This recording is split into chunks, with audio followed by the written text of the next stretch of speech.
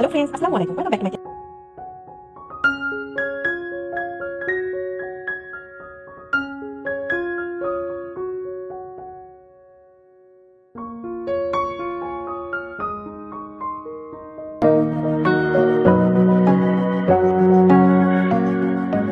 আমরা অনেকেই বলি, আমাকে কষ্ট দেওয়ার প্রতিশোধ আমি নিতে চাই। তবে শুনুন, কখনো কারো খারাপ চাইবেন না, বরং আল্লাহ পাকের কাছে তার জন্য এই ফরিয়াদ করবেন, আল্লাহ পাক যেন তাকে হেদায়েত দান করেন। আর সে যে অন্যায় করেছে তার শাস্তি দেওয়ার জন্য আল্লাহ পাক এমনিতেই রয়েছেন।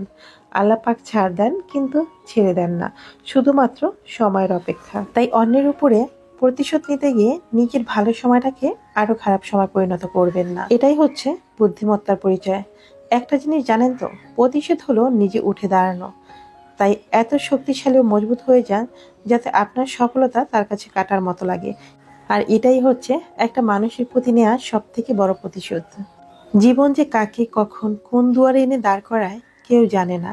তাই অল্প সময়ের এই জীবনে নিজের জন্য একটু বাঁচুন, ছেড়ে দিন মানুষকে অযথা খুশি করার চেষ্টা। পৃথিবীতে আমরা কোন উদ্দেশ্য নিয়ে এসেছি সেটাই চেষ্টা করুন। কারণ আমরা মানুষকে খুশি করার জন্য এই পৃথিবীতে আসিনি, এসেছি আমার আল্লাহ পাককে খুশি করার জন্য। আফসোস, মানুষ বেলা শেষে এসে দেখে এই জীবনের লক্ষ্য ছিল একটি সুন্দর মৃত্যুর জন্য প্রস্তুতি নেওয়া। সব হলো, শুধু আসল কাজটাই হলো না। হায় রে জীবন, দিন শেষে কি জবাব দেবেন ওই পরপারে গিয়ে? সুপ্রিয় দর্শক, আসসালামু আলাইকুম। আমি লাকি, ঢাকা থেকে বলছি। লাকি স্পিন ওয়ার্ল্ডের পক্ষ থেকে আপনাদের সবাইকে শুভেচ্ছা জানাচ্ছি। কাছে কিংবা দূরে, দেশ এবং দেশের বাইরে যে যেখান থেকে আমার আজকের ভিডিও দেখছেন কিংবা দেখছেন না, আশা করছি আল্লাহ পাকের অশেষ রহমতে আপনারা সবাই খুব ভালো আছেন। আমিও আলহামদুলিল্লাহ আল্লাহ পাকের অশেষ রহমতে বেশ ভালোই আছি। চলে এলাম আজকে নতুন আরেকটি ভিডিওর সঙ্গে। আজকের ভিডিওটি সকাল থেকে শুরু করেছি।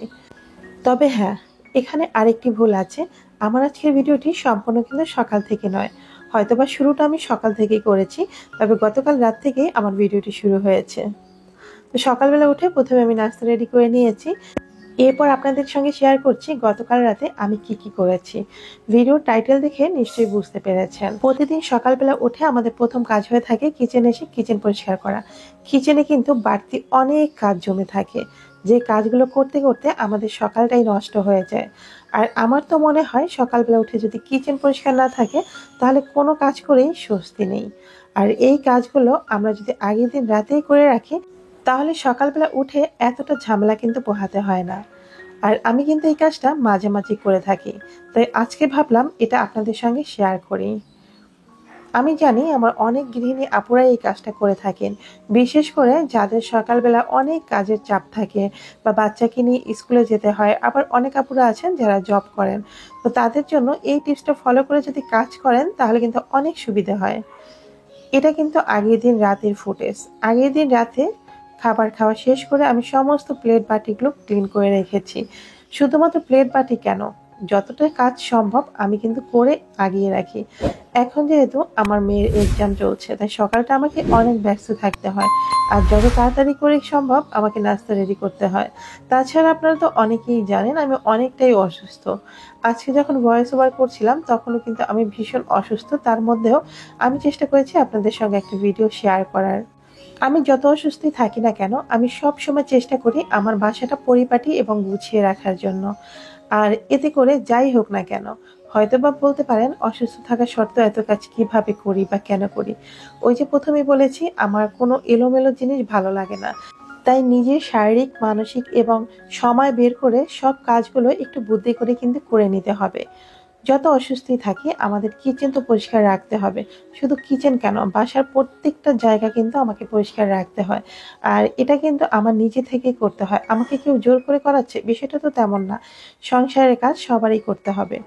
আর সকালবেলা উঠে যদি দেখি কিচেনটা এলোমেলো হয়ে আছে, এক গাদা প্লেট বাটি জমে আছে, তখন দেখবেন আপনার মন মানসিকতাটাই একটু চেঞ্জ হয়ে গেছে। একটা রাগি রাগি ভাব চলে আসছে, কোনো কাজ করতে ইচ্ছে করছে না। এক কথায় ভেতর থেকে একদম হাইপার হয়ে যাওয়া। আমার সাথে এটা কিন্তু হয়, যতক্ষণ আমার কাজ শেষ না হয় ততক্ষণ কিন্তু আমার মেজাজ অনেক খারাপ থাকে, একদম খিটখিটে হয়ে যায়। তো তো এই কাজগুলো যদি আমরা রাতের বেলায় করে থাকি, আর রাতের বেলা করলে কিন্তু অত বেশি খারাপ লাগে না। কেন বলেন তো? কারণ রাতের বেলাটা আমরা ফ্রি থাকি। সমস্ত কাজ শেষ করে যখন অবসর একটু সময় থাকে, তখন যদি কিচেনটা পরিষ্কার করে রাখা যায়, সকালবেলাটা কিন্তু একদম রিল্যাক্সে থাকা যায়। শুধু কি প্লেট বাটি ক্লিন করা? এই যে দেখুন, আমি কিন্তু রাতের বেলাতে অনেকদিন কিচেনটা পরিষ্কার করে রাখি। সকালবেলা উঠে ঝকঝকে তকতকে কিচেন দেখতে কার না ভালো লাগে। এই কাজগুলো যদি রাতের বেলা আমরা একটু একটু করে করে রাখি, তাহলে সকালবেলা কোনো টেনশনেই থাকি না। আর একদম পরিষ্কার পরিচ্ছন্ন একটা কিচেনে এসে ঢুকে কাজ করতে মজাই আলাদা। আর কাজটাও অনেক দ্রুত করা যায়। সময়ের আগেই আপনি আপনার সব কাজগুলো করে নিতে পারবেন। কারণ অনেকটা কাজ তো আপনি রাতেই করে ফেলেছেন। এরপরও আরো বিশেষ কিছু কাজ থাকে যেগুলো আমরা রাতেই করে রাখতে পারি। রাতে আমরা ম্যাক্সিমাম সময় কিন্তু দেখবেন সময়টা আলসেমি করে কাটাই অথবা টিভি দেখি, যার যার মতো করে সময়টা কাটাই। তো সেই সময়টা যখন ফ্রি থাকি, তখন কিন্তু টিভি দেখার পাশাপাশি বসে বসে একটু সবজিগুলো কেটে নেওয়া যায়, বা এক্সট্রা যে কাজগুলো সেগুলো করে নিতে পারি। পরের দিন আমরা কি রান্না করব সেগুলোর আয়োজনটা করে রাখতে পারি। এতে করে সকালবেলা উঠে আমাদের কোনো ঝামেলাই পোহাতে হয় না। আর আমরা যারা ঢাকা শহরে থাকি, তাদের তো নানান রকমের সমস্যা রয়েছে। সমস্যার কোনো শেষ নেই। আজকে হয়তো বা ইলেকট্রিসিটি নেই, কালকে বিদ্যুৎ নেই, পরের দিন গ্যাস নেই। তো এই জন্য হিসেব করে আমাদের কাজগুলো করে নিতে হবে।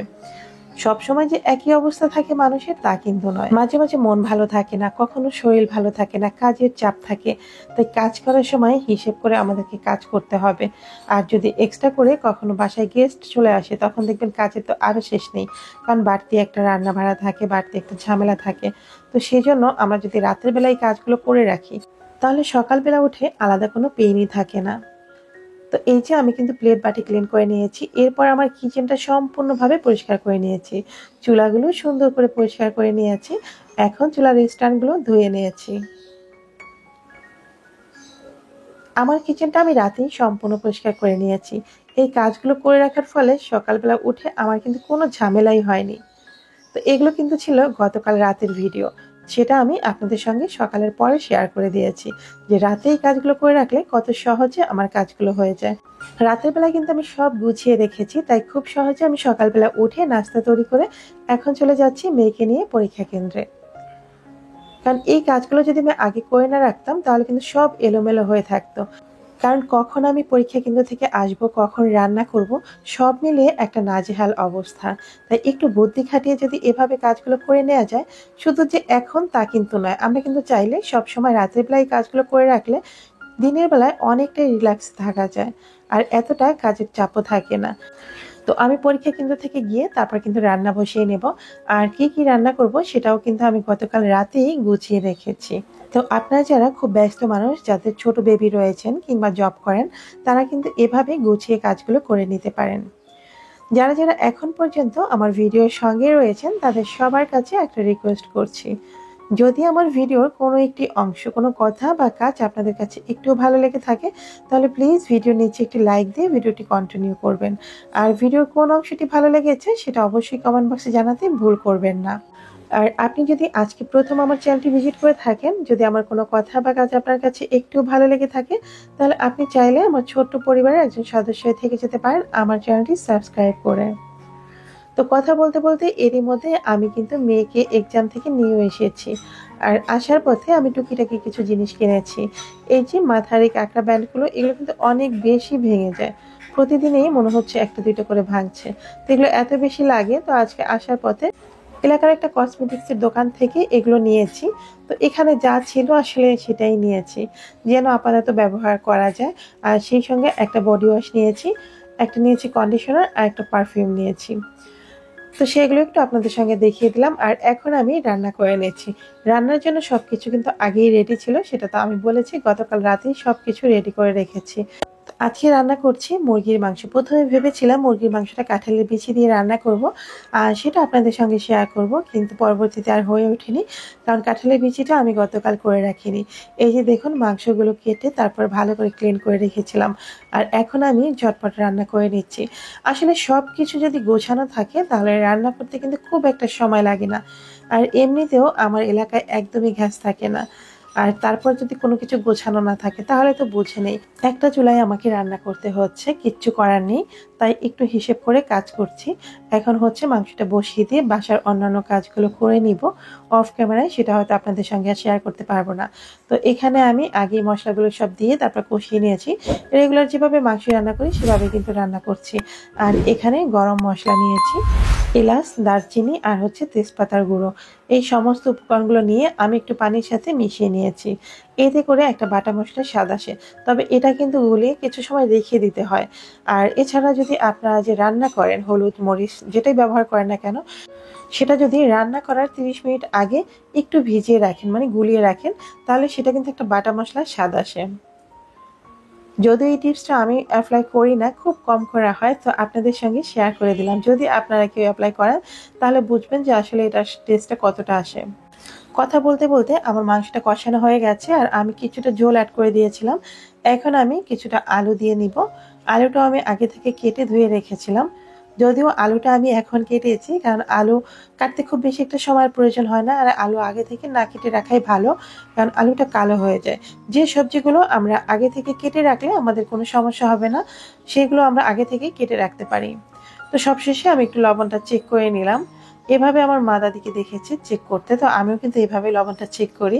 চেক করে নেওয়াটা ভালো, মনে কোনো সন্দেহ থাকে না যে কি লবণটা ঠিক হয়েছে কিনা। আর আমার মনে হয় একটা খাবারের সব থেকে বেশি টেস্ট বাড়ায় সেটা হচ্ছে লবণ। লবণটা যদি পারফেক্ট না হয় তাহলে খাবার টেস্ট কোনো অংশেই ভালো হবে না, যে মশলাই ব্যবহার করি না কেন। এরপর আমি শাপলা সেদ্ধ করে নিয়েছি। আপনারা কে কোন অঞ্চল থেকে দেখছেন জানি না, তবে আপনারা কি কেউ শাপলা খান কিনা সেটা অবশ্যই কমেন্ট বক্সে জানাবেন। আর শাপলাটা আপনারা কিভাবে খান, কিভাবে রান্না করেন সেটাও রেসিপি আকারে জানাতে পারেন। তবে আমরা কিন্তু শাপলাটা অনেক বেশি পছন্দ করি, বিশেষ করে আমি অনেক বেশি পছন্দ করি। তো আমরা শাপলাটা এইভাবেই রান্না করি। এক কথায় এটাকে রান্না বলা চলে না, এটাকে আমরা যেভাবে শাক ভাজি করি সেভাবে ভাজি করে নিচ্ছি। তো শাপলাটা প্রথমে উপর থেকে বেছে নিয়ে ছোট ছোট টুকরো করে কেটে নিয়েছি, সেটা তো দেখতেই পাচ্ছেন। এরপর এটাকে আমি সেদ্ধ করে নিয়েছি পানি দিয়ে। তো পানি দিয়ে সেদ্ধ করার পর শাপলার ভিতর থেকে কিন্তু অনেক এক্সট্রা পানি বের হবে, আর সেটা এভাবে হাত দিয়ে চিপে ফেলে দিতে হবে। তা না হলে এটা কিন্তু রান্না করতে অনেক সময় লাগবে যদি আপনি পানিটা চিপে ফেলে না দেন, কারণ এটা রান্নার সময় অনেক পরিমাণে পানি বেরিয়ে যাবে। আর আমরা সবাই জানি শাপলা হচ্ছে একটা পানীয় সবজি, মানে যেটা পানিতেই জন্ম, আর এটার ভিতরে ভরপুর পানি থাকে। তো এভাবে সেদ্ধ করে নিয়ে তারপর নর্মালি আমরা যেভাবে শাক ভাজি করি বা কোনো সবজি ভাজি করি ছোট চিংড়ি মাছ দিয়ে, আমি কিন্তু সেভাবেই শাপলাটা ভাজি করে নেই। তো এটা খেতে কিন্তু মাশাআল্লাহ অনেক মজার। আর এই শাপলা ভাজিটা আমার এবং আমার পরিবারের সবারই মোটামুটি অনেক পছন্দ। বিশেষ করে আমার বাবা তো এই শাপলা ভাজিটা খেতে অনেক বেশি পছন্দ করে। তো এটা ভাজি করতে কিন্তু খুব বেশি একটা সময়ের প্রয়োজন হয় না, কারণ এটা তো আগে থেকেই সেদ্ধ করা, আর যেহেতু আমি পানিগুলো চিপে ফেলে দিয়েছি তাই এটা রান্না করতে খুব বেশি একটা সময় লাগবে না। এত কিছু আগে থেকে করে রাখার পরেও আমার কিন্তু রান্না করতে অনেক দেরি হয়েছে। কেন বলেন তো? কারণ আমি মেয়েকে নিয়ে যখন বাসায় ফিরেছি তখন বেলা প্রায় 2টা। তো 2টার সময় এসে যদি রান্না বসান তাহলে সেই রান্নাটা কখন করবেন আর কখন খাবেন বলেন তো? আমি পারতাম আগের দিন রাতে রান্নাগুলো করে রাখতে, তবে আমার কাছে বাসি খাবার খেতে একদমই ভালো লাগে না। শুধু আমার নয়, আমার বাসার কেউই তেমন একটা পছন্দ করে না। আর ফ্রিজে রাখা খাবারও আমরা তেমন একটা কেউ খেতে পারি না। তো চেষ্টা করি সবসময় ফ্রেশ খাবার রান্না করার জন্য। আর ফ্রেশ খাবার রান্না করার জন্য এই যে আমি যে টিপসগুলো আপনাদের সঙ্গে শেয়ার করলাম, যে আগে থেকেই যে কাজগুলো করে রাখলে হয়তোবা পরের দিন একটু ঝটপট রান্না করে নেওয়া যায়। তো এর মধ্যেই আমার কিন্তু রান্নাটা কমপ্লিট হয়ে গেছে। যদিও আপনারা যতটা তাড়াতাড়ি দেখেছেন এত তাড়াতাড়ি কিন্তু হয়নি। তবে আমার এক্সট্রা কাজগুলো যেহেতু আমি গতকাল রাতে গুছিয়ে রেখেছিলাম তাই কিন্তু একটু ঝটপটই রান্না করতে পেরেছি, এক্সট্রা কোনো পেন নিতে হয়নি। তো এরপর চলে এলাম বিকেলে একটি নাস্তা তৈরি করার জন্য। আজকে ছোট বড় সবার পছন্দের একটি নাস্তা তৈরি করব, আর সেটা হচ্ছে পটেটো দিয়ে। তো আমি প্রথমে 3টি আলু সেদ্ধ করে নিয়েছি। এরপর আমি একটি গ্রেটারের সাহায্যে এটা গ্রেট করে নিয়েছি। তো আপনারা চাইলে এটা হাত দিয়েও ম্যাশ করে নিতে পারেন। যতটা সম্ভব ভালো করে ম্যাশ করে নিতে হবে। তো আমি 3টে আলু ভালো করে ম্যাশ করে নিয়েছি। এরপর এখানে 50 গ্রামের মতো মজেরেলা চিজ গ্রেট করে দিয়েছি। এরপর ভালো করে আলুর সাথে এটা মেখে নিয়েছি। এখন এর মধ্যে অ্যাড করে দিচ্ছি কর্নফ্লাওয়ার 1/4 কাপ পরিমাণ। এরপর দিয়ে দিচ্ছি স্বাদ মতো লবণ। এরপর হাত দিয়ে আবারও ভালো করে আলুর সাথে কর্নফ্লাওয়ারটা মাখিয়ে নিচ্ছি। এটা একটু সময় করে তারপর মাখিয়ে নিতে হবে।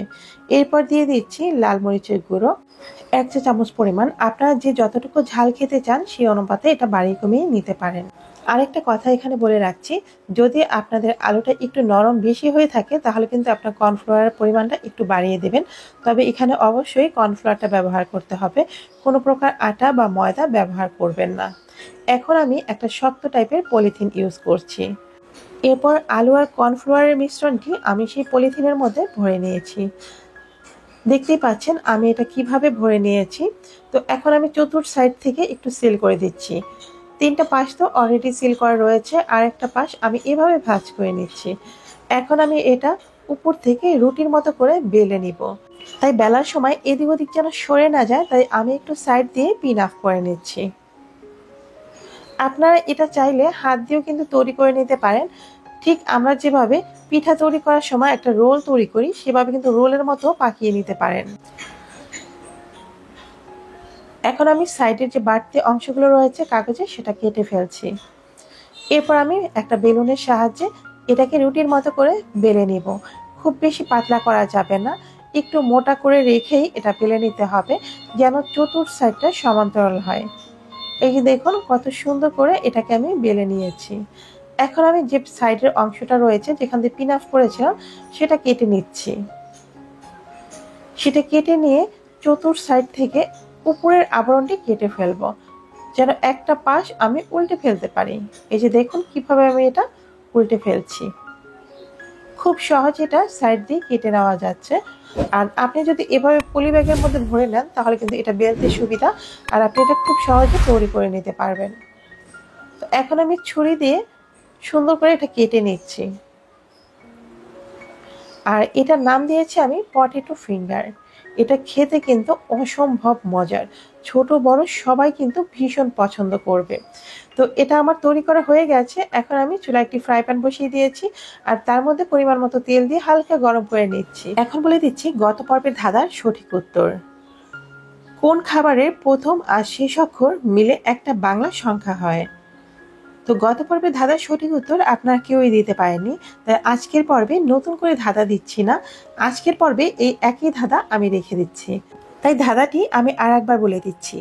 কোন খাবারের প্রথম আর শেষ অক্ষর মিলে একটা বাংলা সংখ্যা হয়? আশা করছি আমার বুদ্ধিমান ভিউয়ার্সরা খুব দ্রুতই কমেন্ট বক্সে সঠিক উত্তরটি জানিয়ে দেবেন। দেখতে দেখতে আমি কিন্তু ভিডিওর একদম শেষ প্রান্তে চলে এসেছি। আজ এখানেই বিদায় নিচ্ছি। দেখা হবে আগামী পর্বে নতুন কোনো ভিডিওর সঙ্গে। ততক্ষণ সবাই ভালো থাকবেন, সুস্থ থাকবেন। আল্লাহ হাফিজ। আসসালামু আলাইকুম।